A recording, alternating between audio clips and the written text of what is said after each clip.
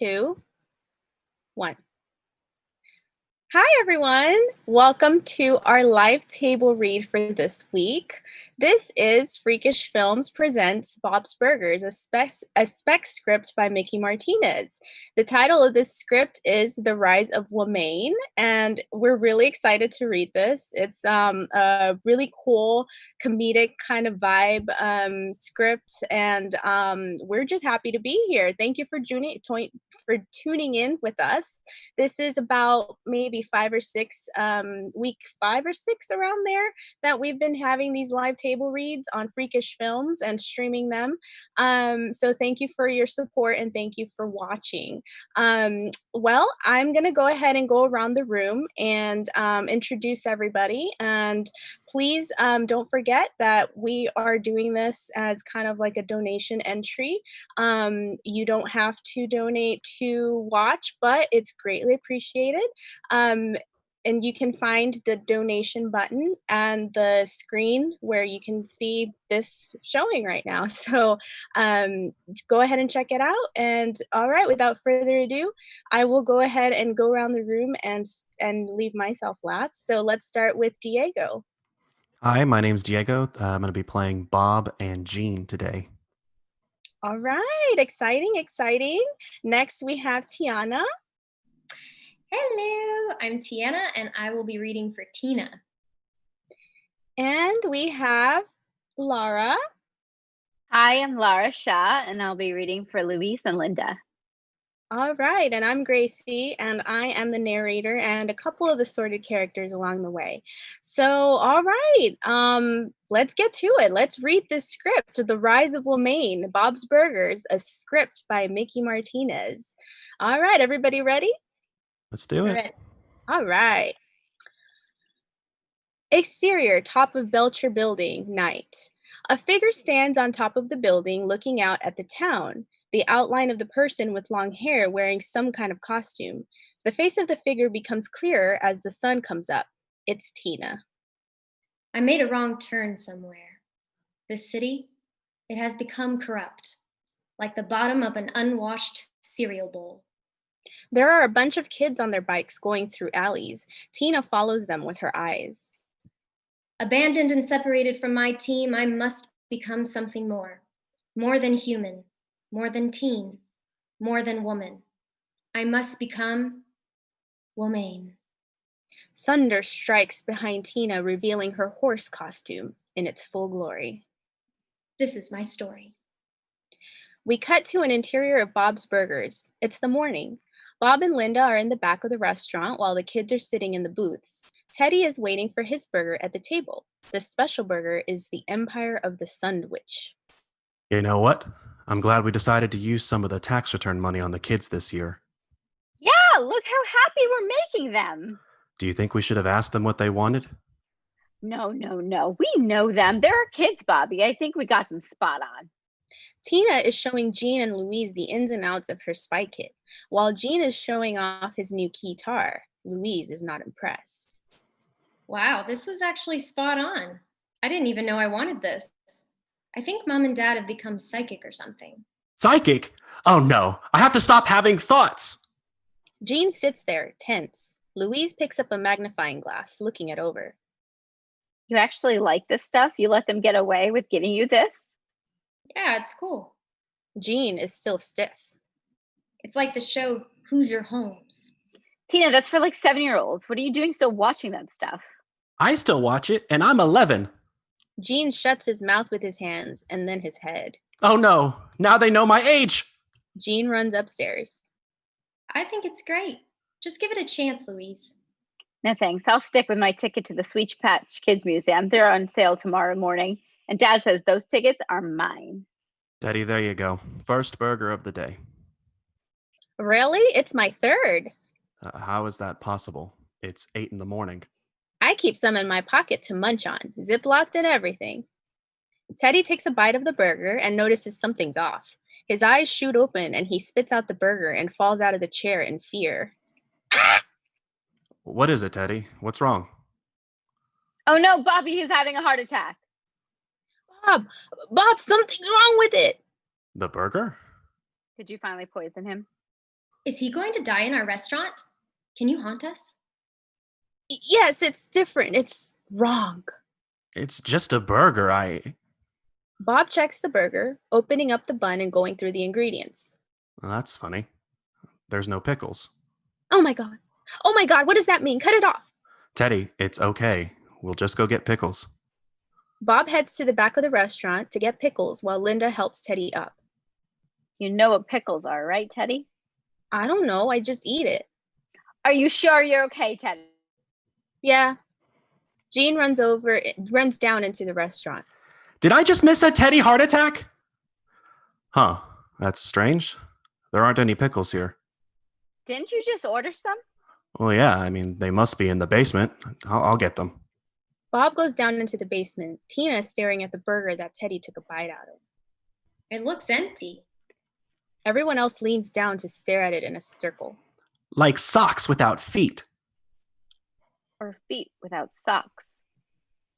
I don't know. Pickles aren't that great. Tina and Jean gasp and look at their mother. I'm going to pretend you didn't say that so we can continue this conversation. Bob comes out of the basement. Linda? The pickles are gone. No! What? What? They aren't there. I don't know what to say. We were robbed? What else did they take? Nothing. Just the pickles. Is that weird? Should we call the police? I don't know, Bobby. When we've misplaced food before, they'll probably just blame it on us again. Bob, what are we going to do? Please, God, help us. My family has been shamed. It's okay. I'll just reorder. They're expensive, Bobby. Can we really afford it right now? Yeah, we have the rest of the money from the taxes. That would cover it. Whoa, whoa, whoa. Stop right there. You poked the bear, Dad. Will there be enough money to take me to the Sweet Patch Kids Museum? I don't know. Maybe. Wait a minute. Maybe? What do you mean, maybe? Louise grabs the burger and starts shoving it into Teddy's mouth. He is going to eat this, and he is going to like it. Everyone is going to be okay with the pickleless burgers. You're killing him. Bob and Linda get Louise off of Teddy, kicking and screaming. I said, wait a minute. Everyone stops and looks at her. I can fix this. Tina grabs her detective kit. I can solve the case. Jean? Are we having a technical issue? I think we are. Well, Jean says, we can solve the case. We will regain our family's honor. If we regain honor or whatever, and you don't need to reorder the pickles, can you still take me to the museum? Yes, Louise. Onward. Louise drags Tina and Jean by the hand. We cut to the basement. Morning. The kids are looking around in the basement for clues. Tina has a magnifying glass and a sleuth hat. Louise is throwing things around, trying to find anything that'll help. Jean is knocking on the wall, looking for a secret passageway. I think I found something. I think we have mold. Good kind or bad kind? Bad kind. The one that makes people act funny. I will release you, Pickles. Jean runs at the wall and knocks himself out. Upon falling, Jean knocks over a crate, and behind there is a blue glove. What's that? It's just like Blue's Clues. Louise runs over and picks it up with a plastic knife, examining the object like it held some kind of secret power. Jean sniffs it. What's that smell? Louise tries it on. It's way too big for her. That rules out a kid, right? Now you're getting the hang of it. Jean picks the knife off of Louise's hand and puts it in his mouth. It tastes like that time I wanted to make a Mort Toupee burger. Tina and Louise turn to each other. Mort! We cut to Mort's mortuary in the afternoon. Louise opens the door to the house, having just picked the lock with a manual that Tina has in her hand. Hoosier Holmes wins again. I could have done without your help. Oh, really? Yeah. Jean comes in behind them and starts sniffing. Welcome back, Jean. Sorry about that. You're good? I smell guilty. You mean guiltiness? Guilt? Let's find him. For the family! Jean charges forward. Interior of a coffin storage later. Louise is holding Jean with some sort of makeshift leash. He's acting as their bloodhound, sniffing, biting, and thrashing. Tina follows them with a flashlight, looking around the dark storage space. Find it, find it, find it. I don't know if we should be doing this anymore, Louise. Come on, Tina. You know what's going to happen if he gets away with this? Pickleless burgers? No, I'll have to wait a whole year for the Sweet Patch Kids Museum. I'm not having that. Jean starts barking at a coffin. You found something, boy? I got this.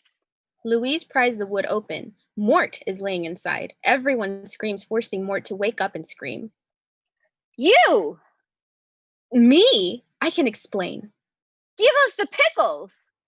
Louise jumps inside the coffin and punches Mort in the face.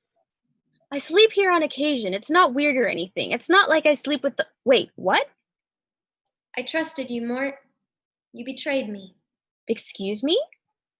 Don't play games. We know it was you. You stole the pickles. Hand them over and your coffin snoozing secret will be safe. Wait, I didn't take anything. Jean takes out the glove found at the crime scene and throws it on the ground. Okay, so I was down there, but I didn't see any pickles. So why were you down there, Mort? I go down there to smell the cheese. Oh, yeah. I've seen him a couple times. What? Gross. Yeah, to each his own, I guess. What do we do now? I think I have an idea of who it might be, but can you help me out of this first? We see a montage. Tina walks into Reflection Store and begins to talk to Edith and Harold while Jean and Louise sneak around behind the couple. Louise falls on top of a row of paintings, ruining them. The couple turns around and screams as the kids run out of the store. Tina, Louise, and Jean walk into the school and begin kicking over trash cans and looking in rooms. Louise interrogating Mr. Fun, Coach Blevins, Ms. LeBons, and Ms. Schnur. At the end of interrogation, she pricks them with a needle without their knowledge.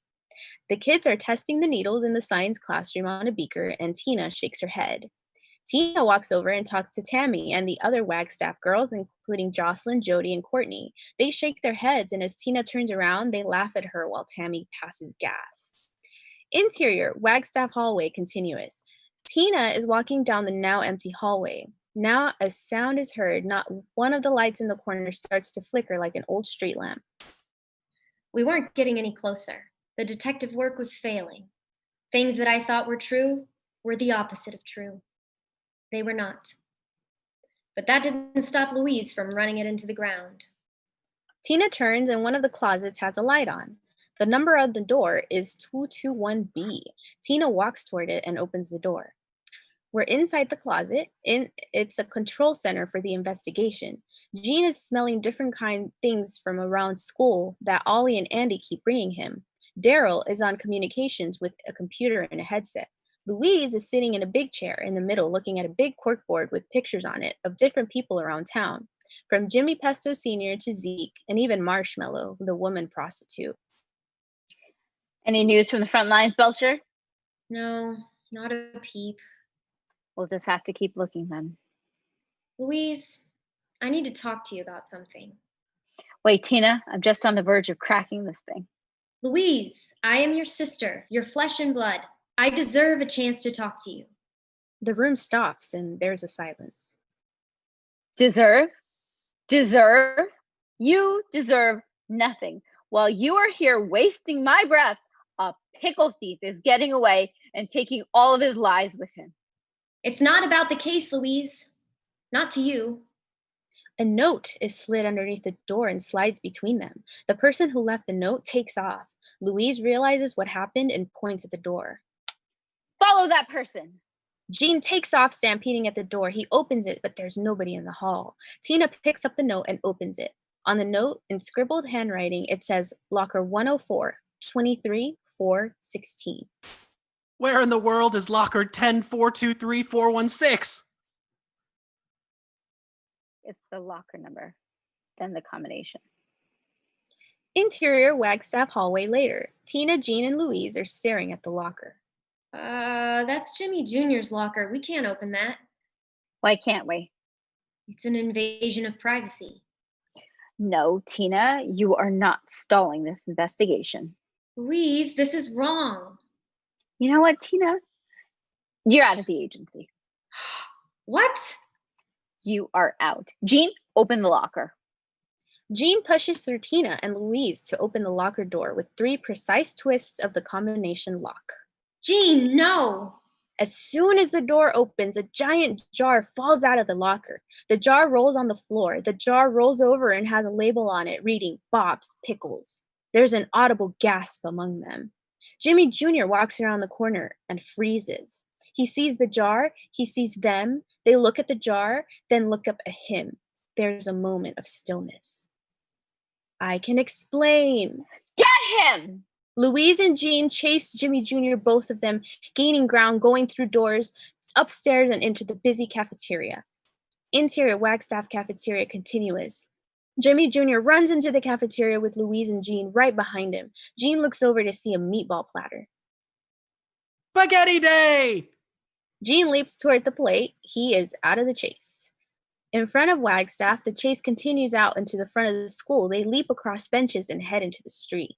Jimmy Jr. stops at the sidewalk, putting his hands up. I didn't steal the pickles! I don't care! Louise lunges at Jimmy Jr., but Jimmy Jr. sidesteps and then jumps into a truck that was preparing to leave. The truck takes off. Come back here, you coward! Back at 221B Closet, Louise is sitting in a squeaky chair looking at the board with all the clues connected, now with the weird picture of Jimmy Jr. dancing at the center. Jean walks in with a plate of spaghetti and meatballs.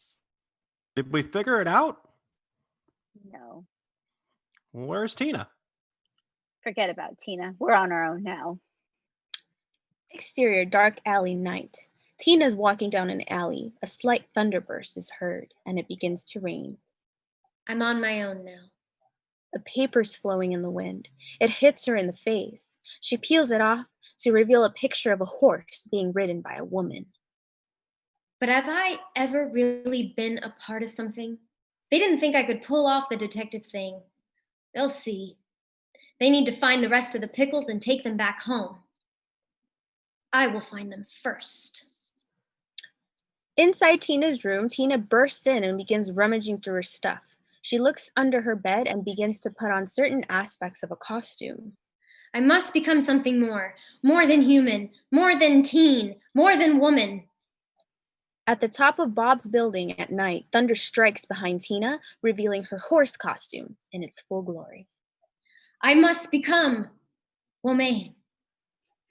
Exterior cityscape night. We see a montage. Jean running through the school, opening different lockers. Mr. Fawn putting up wanted posters with Jimmy Jr.'s face on them. Some girls at the school breaking into the boys' locker room with posters of Jimmy Jr.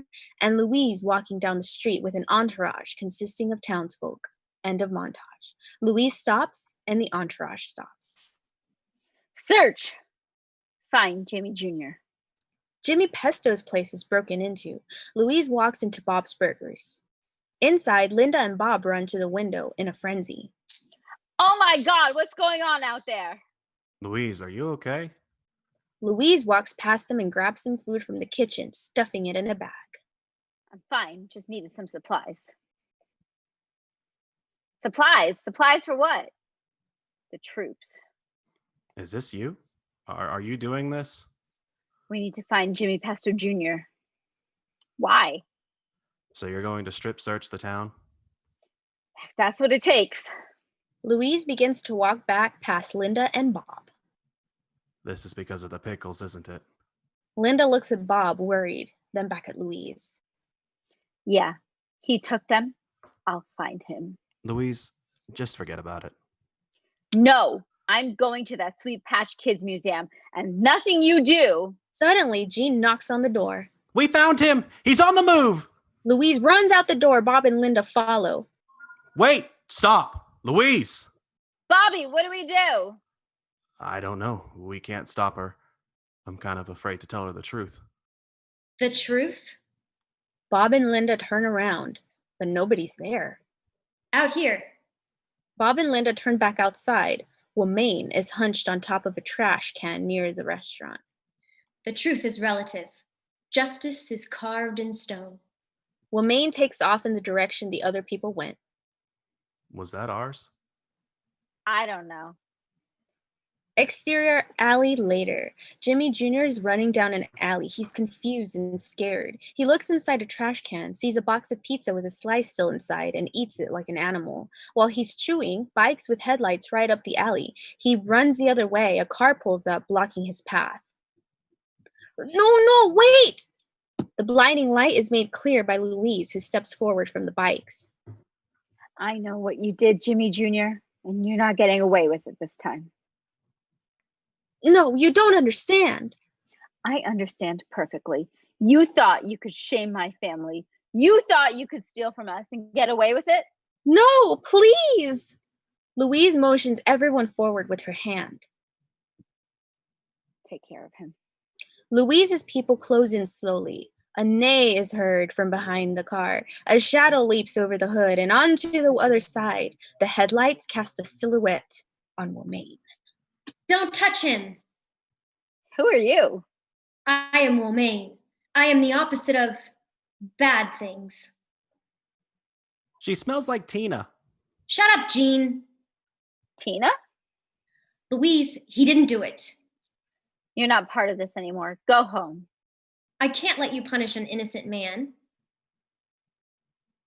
Wait, what's going on here? Are you a horse? Tina reaches into her pocket, pulling out a handful of hay and throws it on Louise's face, obscuring her view for a second. There's an audible gasp throughout the group. When Louise recovers, she looks up to see Tina on the other side of the car, taking off on her bike with Jimmy Jr. riding on the back. People begin to move forward. Wait! Louise's people stop in their tracks. She's mine. Back at Bob's Burgers later, Womaine rushes into the restaurant with Jimmy Jr. Bob and Linda are behind the counter and run to the other side. Oh no, Bob. It's a she-horse. Mom, it's me. Tina, what are you doing? What is going on? We need to hide Jimmy Jr. Now! Louise opens the door and walks into the restaurant. Parents, step away from the pesto. This has to end. Should we root for one?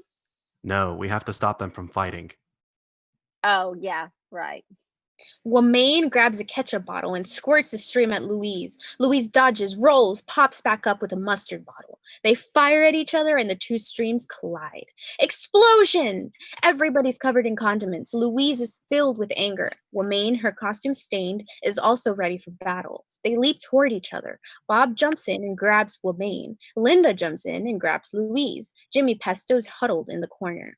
Wait! There is something we have to tell you.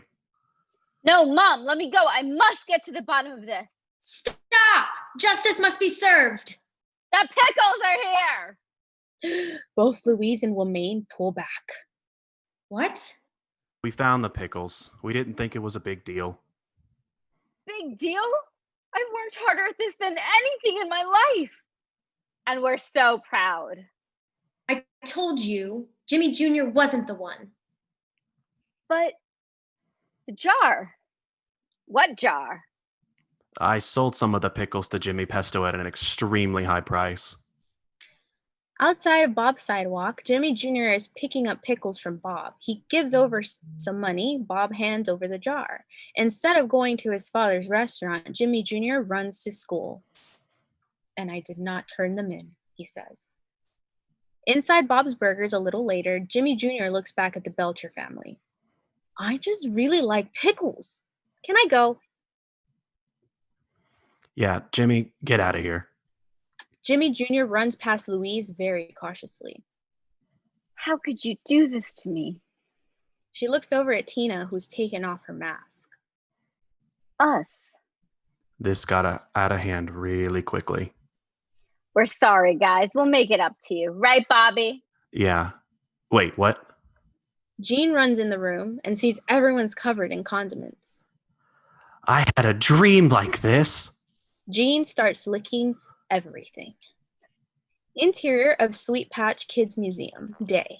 The whole Belcher family, except for Tina, are at a huge children's museum, which is an offshoot of Sour Patch Kids. There's candy everywhere, pools and pans and sculptures chiseled from sugar rock. Here we are. Everything worth it? Louise is jumping in the pool and spitting out candy at other people. Jean is starting to eat the statues from their feet. Tina is nowhere to be seen. Louise, don't eat the candy from the pool. You don't know who's been in there. It was the point.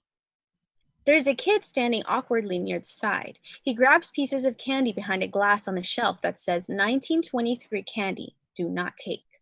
The kid starts to run for the door, but Womaine leaps in front of him and tackles him to the floor.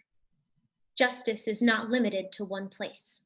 The kid runs away, and Womaine takes off the mask. But it does have a sweet tooth. She takes a bite of the old candy, spits it out, and joins Louise in the candy pool. And that's the end. All right, everyone. We are all done. Great job. Oh my God, that was so much fun. It was just so like fun. one thing after the next. I want to hear your thoughts, any comments, any feedback. Cool, not cool. I thought it was great. That Womaine bit's still probably one of the funniest things I've read in a while.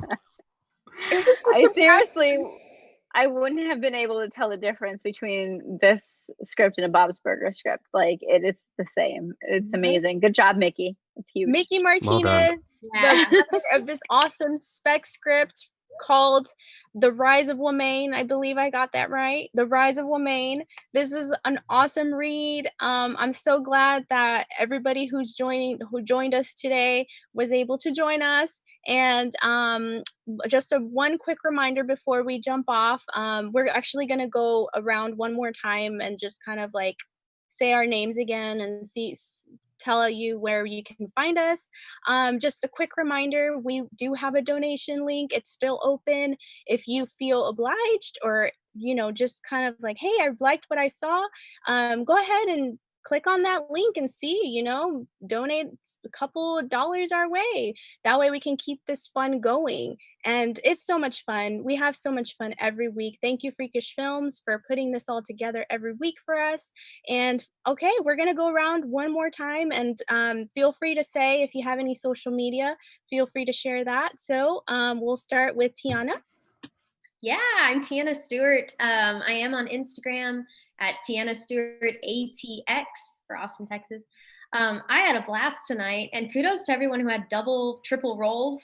Thanks, Mickey, for reaching out, and Freakish Films. I had a great time. This was a lot of fun. All right. You're an amazing Tina. Amazing, Tina. It was great. Yes, Wayne. That is so cool. Okay, Laura, you're next. I'm Laura Shaw. Thank you so much for watching. Thank you, Freakish Films and Mickey, for this opportunity. This is a blast. You can find me on Instagram at Laura Shaw, LARASHAH _. And I'm also on Facebook, and Twitter, I think, is Laura Shaw 17. So thank you so much for watching. Thank you for the excitement around this script, and tune in for next week. All right. Thank you, Laura. And Diego. Hi, my name is Diego Fresquez again. You can find me on Instagram at Diego Fresque, DIEGO FRESQ. This was great. Thank you so much, Freakish Films. Thank you, Mickey, for the opportunity. Hope to do this again soon, and we see you guys next week. Yes, absolutely. And once again, in closing, I am Gracie Vargas, and you can find me on Instagram and Twitter. My handle is at hashtag the word hashtag _ Gracie GRACY. Once again, thank you from all of us for watching, and we will see you hopefully next week. It was so much fun. Thank you. Thank you, everyone. Thank you. Bye. Thank you. Bye. 2